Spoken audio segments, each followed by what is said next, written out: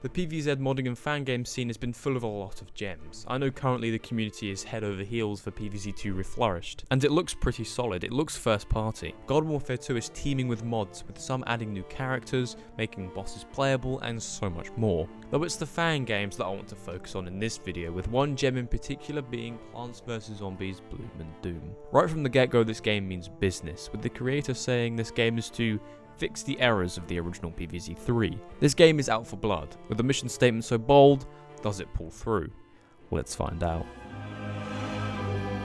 Bloom and Doom isn't a giant leap forward from the original formula of PvZ, which is for the better. There are a lot of familiar elements with this game. It takes the foundation of PvZ 1 and 2 and keeps it relatively unchanged. It instead opts to add elements on top of that formula to create something unique and something that actually addresses the pitfalls of those original titles. The main thing done in relation to this is changing the pricing. So instead of plants being a set cost throughout the entire level, the price increases each time you place that plant, which is genius for several reasons.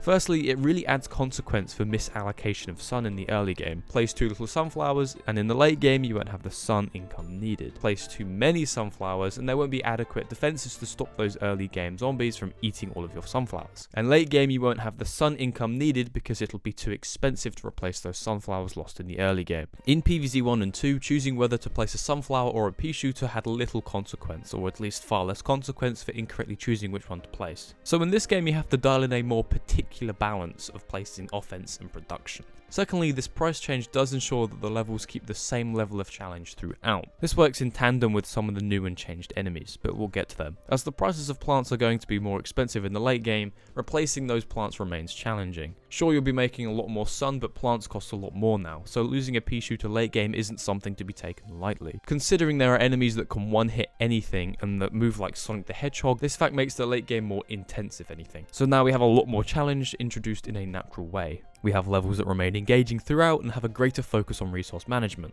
all contained in the fact plants are priced differently. The value this adds to the core gameplay is amazing. It does a good job of addressing the fact that the original title was perhaps a little too easy, even for the ultra casual game it was created to be, but we're not done. The second major change is fertilizer. On the surface it just seems like a way of reducing the number of seed packets, but it adds a lot more value. Fertilizer is used to upgrade plants. Most plants have 3 tiers of upgrades, each tier increasing damage, health and production respectively. Upgrading costs depend on the plant and tier. A tier 3 plant is a powerhouse, but also feels necessary, especially in some of the later levels. Bearing this in mind, the plant upgrades also work well alongside the pricing differences, as it also serves to keep the level engaging and challenging throughout. The upgrades also increase in price the more you use them. Also, even though you might have all of your plants down, they still need to be upgraded for you to survive. So that resource management and that micromanagement of your defenses doesn't go away after the opening waves, like it would in both of the other tower defense titles. You have to keep upgrading your plants all the way through till the end of the level. Though at the very least, the fertilizer adds a fun change and mixes up the tower defense gameplay and provides something fresh and interesting.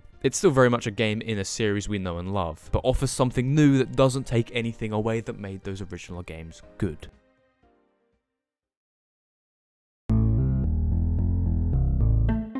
Alright, those are the major changes that concern the core mechanics of the game. Now let's talk about the enemies. There are 2 standout ones worth mentioning that relate to the other tweaks this game has. Bomb Imp and Disco Zombie. These guys are amazing but also infuriating. Fair but tough for the most part. So we'll start with this little fella. This guy runs pretty fast and insta-kills anything except walnuts. Early game these things aren't much of a problem, but late game, losing anything will cost its weight in gold, and it's likely that that plant will be fully upgraded. Though anything stronger than a repeater is able to kill one quickly, plus walnuts can't be insta-killed by them, so a properly planned defense is all you need to combat them.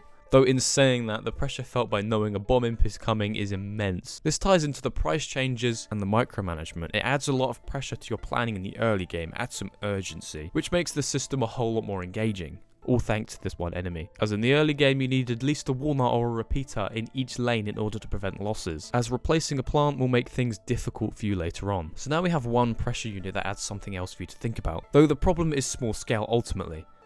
However, With the Disco Zombie, things can get a little out of hand. This guy is relatively unchanged from PvZ 1, with exceptions. First of all, he has a projectile, which is neat, makes walnuts more of a valuable pick. The second change is that he can spawn as many backup dancers as he damn well pleases. So if you don't deal with this guy quickly, you are going to lose. No two ways about it. As soon as this guy comes into play, it takes all of your attention. Though it's a long-term issue, that is if you allow it to be. It's a momentary burst of tension, and dealing with this guy becomes a center of attention before you can go back to worrying about anything else. This guy's threat for the most part exists independently from the systems in this game. I mean, diverting sun towards walnuts does add to the resource management and strategy of any level this guy appears in. Maybe put a cap on the backup dancers, but otherwise, I really enjoy the presence of this zombie, and how you really need to focus on him lest you fail. Going along with the changes just mentioned, this game does a good job of keeping all of the core parts that made PvZ, PvZ. Just like mentioned in the intro, it's where PvZ 3 is failing.